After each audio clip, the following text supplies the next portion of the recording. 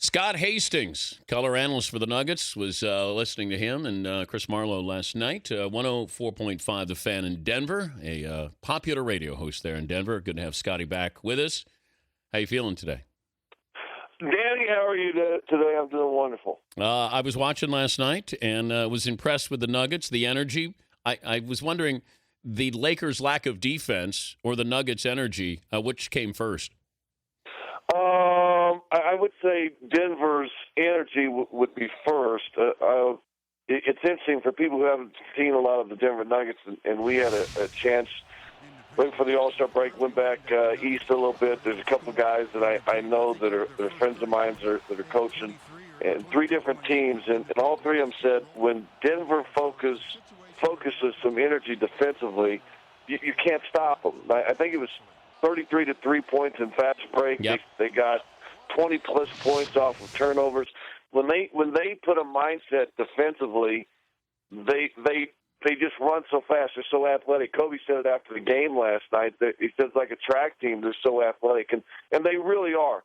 And the key for them has been all year, and the key will be for them going forward and into the playoffs is can they focus that energy defensively, because they've got the athletes that can score easy points on the other end. What's the scouting report on the Lakers from the Nuggets' perspective? Well, I don't know from the Nuggets' perspective. From my perspective, and Denver beat them 3 out of 4 this year. It's a better team now than it was a month ago. Denver won in L.A., like I said, 3-4 weeks ago, and that was a team. My assessment of that team was a team that didn't like each other, and it's a team in huge turmoil. There was a guy, and you probably remember him, Bob Reinhardt, who was an assistant coach of the Atlanta Hawks a long time ago, went on to coach Georgia State. He's scouting in the league right now.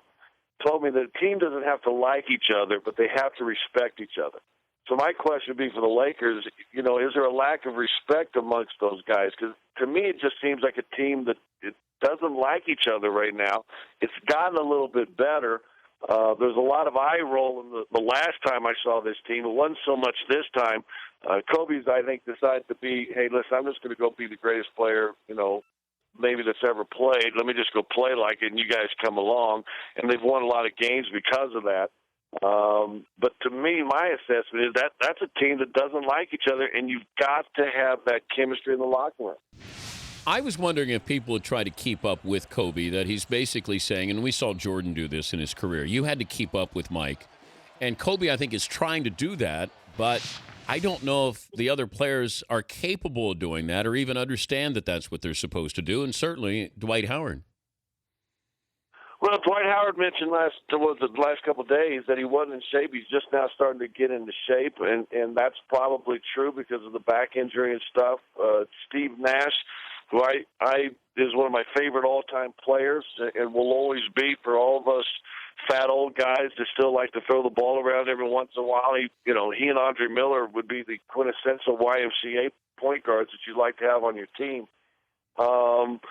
But they're old. I mean, they're an older, slower team. This league, back in the 80s, you could have a whole bunch of Bill Lambiers and Rick Mahorns and just beat teams up, slow the game down, and just maul people.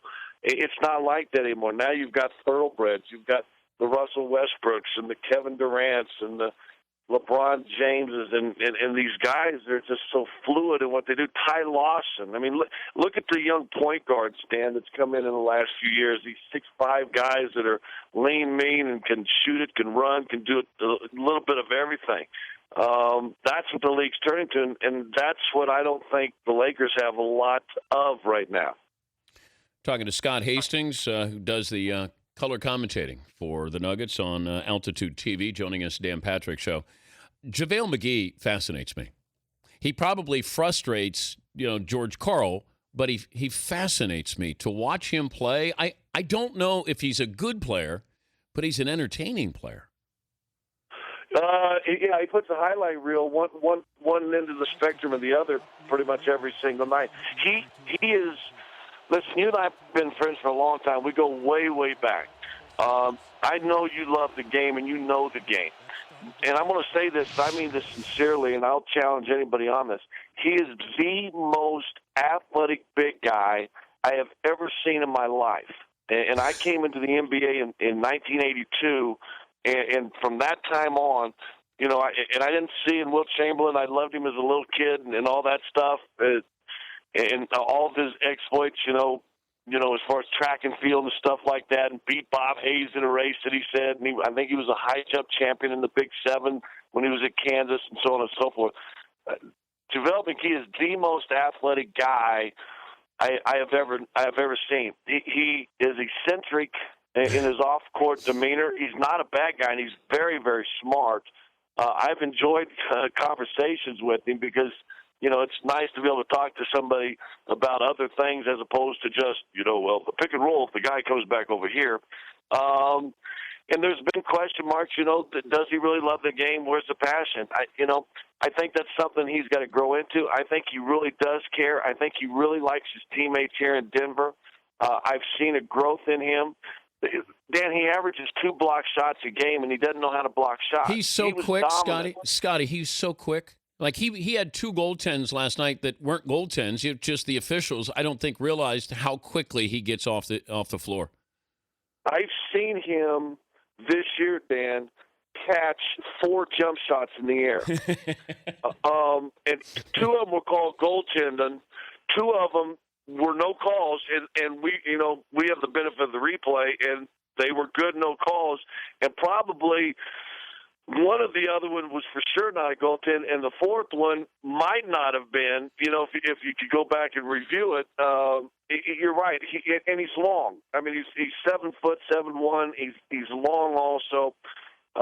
If he'll just continue to grow and continue to listen, even the coaches that I know in Washington when he was there said, listen, he's not a bad kid. I think the media has picked on him a little bit unfairly at times, maybe fairly because he does, has done some knucklehead things at some times. But I watch him at times, and he does things. And Kenneth Farid's like that also. He's just bigger, stronger, not as tall. They do things athletically that, when we're in our little dog sleep at night, you and I are jumping around in our bed, we're doing those things that they can do. Oh, man. He's fascinating. Before I let you go, let's say the Lakers get in as the number 8 seed. What is that going to mean? I think it's good for the rest of the league for a couple reasons. One, obviously, the market and all the stuff that you could talk about that. But for all the teams that are, 3, 4, 5, 6, and 7 who hope to win a first-round playoff, that may play that team, the San Antonio team or that Oklahoma City team that's probably going to get the Lakers. I think the Lakers – I don't think the Lakers will win a first-round playoff series, but I think they're going to push somebody and they're going to wear somebody out. They may take something away from the San Antonio Spurs or the Oklahoma Cities who they play in the first round. I don't think they'll go quietly in the night. I don't think they'll win a series, but I think it could be one of those situations that they wear down a first or second seed enough that now somebody in that second round might be able to slip by those guys. Hey, good to visit with you. As always, tell Marlo I said hello. I will, Dan, and you know what? Keep dunking the basketball. Just lower the rim. Thank you, Scotty. All right, love you. All right, Scott Hastings.